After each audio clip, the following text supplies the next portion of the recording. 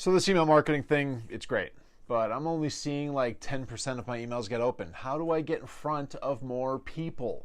Hey everyone, I'm Ian Campbell. I'm CEO of Mission Suite. Before we jump into today's video, do me a favor, hit the subscribe button and ring the bell so that you're notified every time that we post new videos. Okay, so it's 2021. And an average open rate for email marketing these days falls somewhere between 18 and 22%. And that's awesome. I remember when average open rates dropped to somewhere around 15% because people were so used to seeing junk emails that they just started ignoring anything that they didn't need to address right then and there. Now, this might be the optimist in me, but it seems to me that the fact that we're seeing a lift in email open rates again says that people are sending out more valuable content that people actually want to see. As we've discussed in a bunch of our past videos, that's a huge factor in making sure that your open rate stays up, and it's helping your deliverability as well. Why? Well, we can get pretty technical with the answer to this question, but for now, let's just say that Google, Microsoft, Yahoo, Verizon, and all the other email providers are keeping an eye on you, and they're paying attention to how their users are interacting with your emails. If they see that people using their service aren't opening your emails, well, you're going to start getting redirected to clutter boxes, to spam boxes, and eventually they'll stop delivering your emails altogether. I've seen this happen with some of my clients in the past, and it's a nightmare to fix. It's not impossible, but it takes a lot of time, a lot of attention, and a lot of effort. So if you want your emails to be open, well, you better focus first on deliverability. Fortunately, there are things that you can do to automate these efforts, make sure that people are getting the content that they want, and ultimately keep your deliverability and open rates high. So let's dive in. Well, like with anything else, it all starts at the beginning. How are you getting people onto your list in the first place? And once they're there, how well are they segmented? List segmentation is something that marketers have been talking about for years, but it kind of seems like the message has just become white noise at this point. Problem with that, though, is that it's still really important to focus on if you want to really focus on deliverability. Fortunately, you can address this right off the bat with people signing up for your email list. Instead of just having one newsletter list, create different lists for how you're sending emails, and then make sure that people can select or deselect lists that they want to be on or not be on from the time that they first sign up. If you send people content that they don't want to see, they're just going to unsubscribe from your list in its entirety, so why not make sure that you're getting the right stuff from the get-go? This can look different depending on your business and your content marketing efforts. At Mission Suite, for example, we have our journal, which is our primary Tuesday newsletter.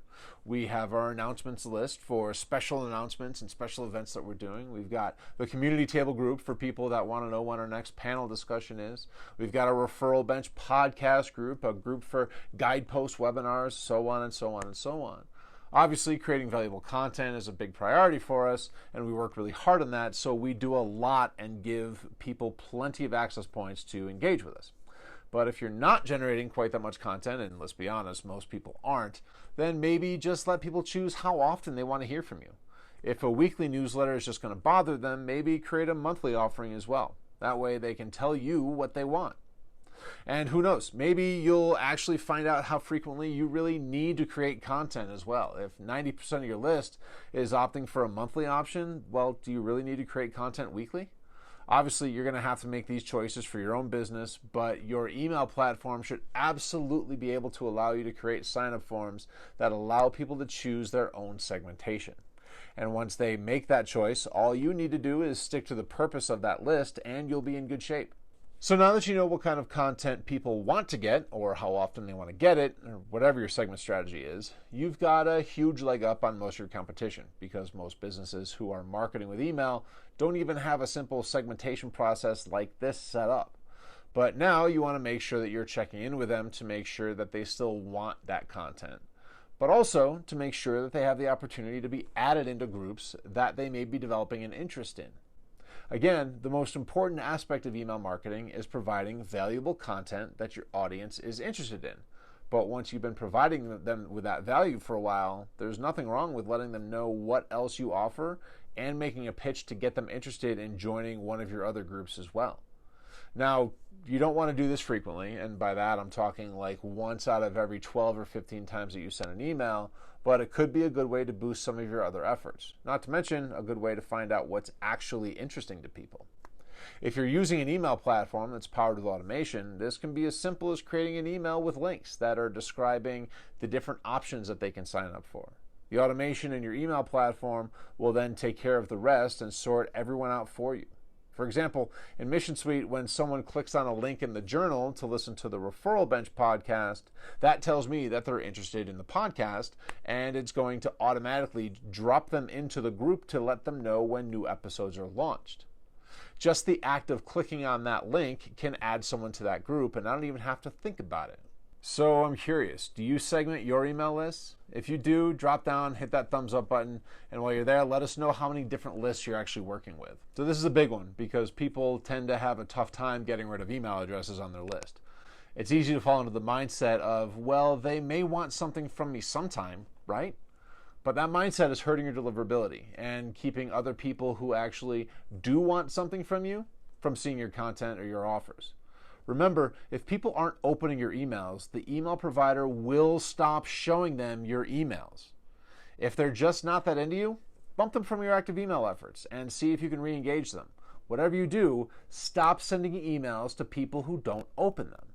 If someone hasn't opened a single email from you in 4 months, do you really think that the next one is going to be the magic subject line that gets them to open that email? So that might be a possibility, but I'd give it less than like 5% odds at best.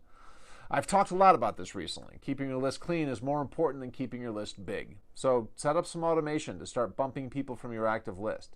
Typically 90 days, 12 weeks, 3 months, or however your platform measures time is what I like to start with, but you should be able to see when there's a consistent drop in engagement.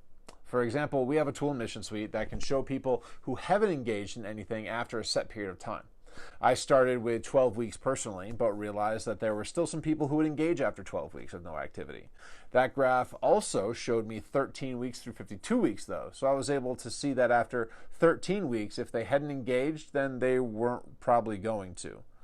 Using that insight, I was able to set up automation to automatically remove people from my primary list and move them into a re-engagement group. Now, my list stays clean without me having to go into the tracking reports of every email that I send and find all of the people who didn't open those emails and manually pull them out, because who's got time for that?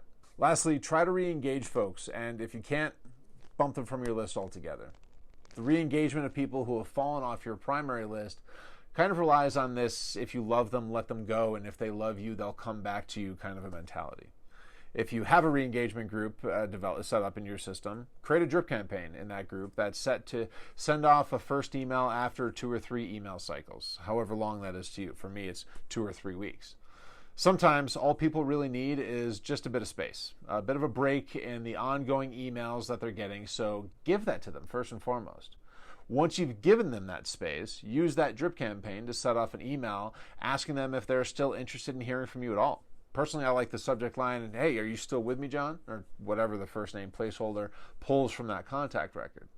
If they open that email, then you can use that activity to trigger another automated step that moves them back into your primary list. Or even better, let them tell you what content they're interested in getting from you, or how frequently they're interested in getting it from you. Maybe even give them the opportunity to do both.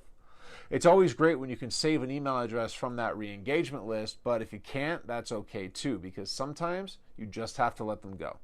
Believe me, it's not like they won't be able to find you if they're interested in engaging with you again.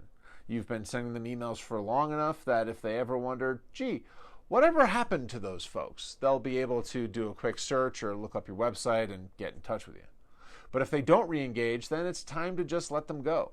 There are processes that you can set up and implement with most platforms that will allow you to ultimately delete them from your system altogether.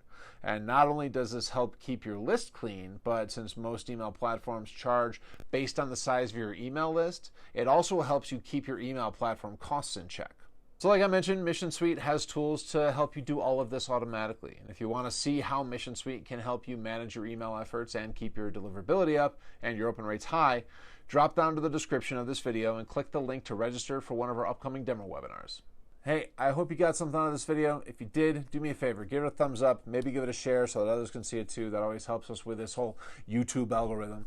And also, don't forget to subscribe to our channel and ring the bell so that you're notified whenever we post new videos. And while you're at it, check out the videos on your screen, and we'll see you next time around. Cheers.